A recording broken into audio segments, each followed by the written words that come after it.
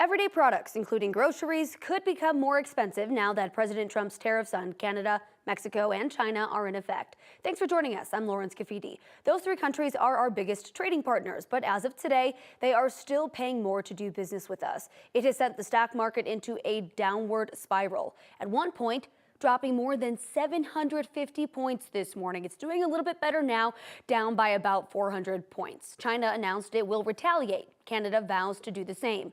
Here's more from NBC's Janice Mackey-Frayer. China wasted no time in retaliating against the new U.S. tariffs, announcing their own tariffs on American food and effectively telling 15 companies they can no longer do business here without special permission.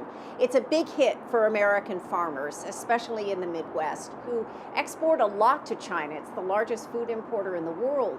Chicken, wheat, corn, cotton, all subject to a 15% tariff and 10% tariffs on sorghum, soybeans, pork, beef, fruit, vegetables, dairy, aquatic products. The levies take effect on March the 10th, which is a sign that Beijing is allowing some time and maybe room for negotiation, but there has been very little communication between the two sides since President Trump announced tariffs last month. Together, there's now 20% on nearly all Chinese goods. The White House says it's about fentanyl, accusing China of doing too little to stop the flow of it into the U.S., something Chinese officials here take great exception to, pointing to counter-narcotics cooperation with U.S. officials. Beijing is also warning the U.S. about using tariffs as a national security tool and say the Trump administration right now doesn't appear to know what China wants. China's foreign ministry has called the tariffs blackmail, and they've hinted that they may curtail or even cut off counter-narcotics cooperation, which is something that's happened before. Overall, the message from the leadership here appears to be that unilateral tariffs don't work, and ultimately it will be U.S. businesses and consumers who will pay the price. Janice Mackey-Frayer, NBC News, Beijing. Canada's Prime Minister says his country would plaster tariffs on more than $100 billion worth of American goods over the course of 21 days. Mexico's president will announce their own tariffs on Sunday. We should hear more about these plans in a joint address to Congress tonight. President Trump will speak at 7 tonight here on 9 News and on 9 News Plus. And then on 9 News at 9 and 10, our own Kyle Clark will bring live coverage from Washington, D.C. after the president's address. Now to the very little snow that we got. It mostly fell in the eastern plains and along the Palmer Divide. Take a look at that. The bigger story, though, is those whipping winds. That's why we still have a weather impact alert in effect. Here's how it looks right now in downtown Denver. We see those flags just waving there in the wind. They've been waving all morning, but the worst winds are expected in the plains where Corey Reppenhagen has been all morning long. Corey, how's it doing out there? Actually, we're going to go to the backyard, 9 News backyard first to give you a look at your weather. And yeah, certainly feeling a little bit of a breeze back here in the 9 News backyard. Luckily, we are sheltered from the walls.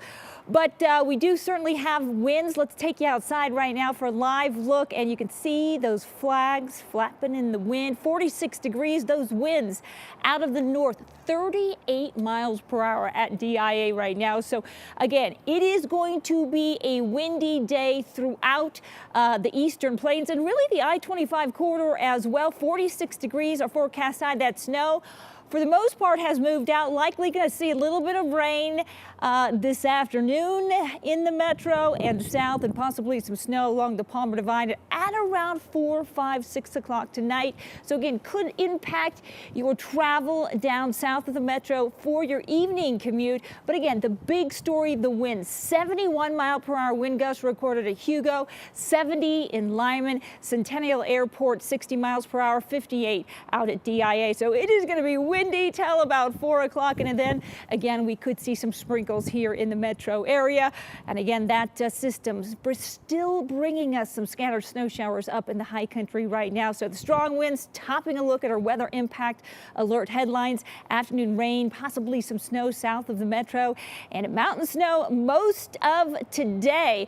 But again, 71 mile per hour, 70 mile per hour wind gusts recorded out across the eastern plains this morning. That is where our own meteorologist Corey Reppenhagen was this morning to give us a look at the conditions. Well, we can draw a lot of comparisons to a tropical storm out here with this storm out here on the eastern plains. The wind is certainly there. We had a sustained wind all night and all morning, never dropped below 20 miles per hour. And the peak wind gusts, we had a top wind gust here at the Lyman Airport of 67 miles per hour. So the wind certainly verified with that storm, very tropical storm-like, but also oddly enough, the temperatures were very warm, and the storm really struggled to bring down that cold air, and as a result, the snow part of the storm was almost a complete bust. We did have a few good snow squalls come through the eastern plains, but for the most part, they melted pretty much instantly, maybe just another inch or so just on some of the grassy surfaces and some of the cars out here. But the good part of that is that I-70 remained open all night and all through the morning, so that was a good thing to help the vehicles, the high-profile vehicles go through there.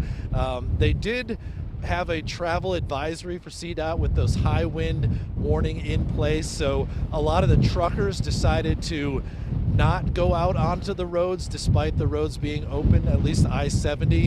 And the only spot that we did see some trouble was with some elevation. So once you get up onto the Palmer Divide, where you get another 1,000 feet of elevation, places like Highway 86 and Highway 24 were closed. We were told by CDOT that some of the snow drifts were massive up there on the Palmer Divide on Highway 24, and they were covering both lanes for several miles. So there were some issues up on the Palmer Divide, but for the most part, the eastern plains was mostly just dealing with this wind, which continues here into the afternoon. Reporting from Lyman, meteorologist Corey Reppenhagen for the 9 News Weather Impact Team.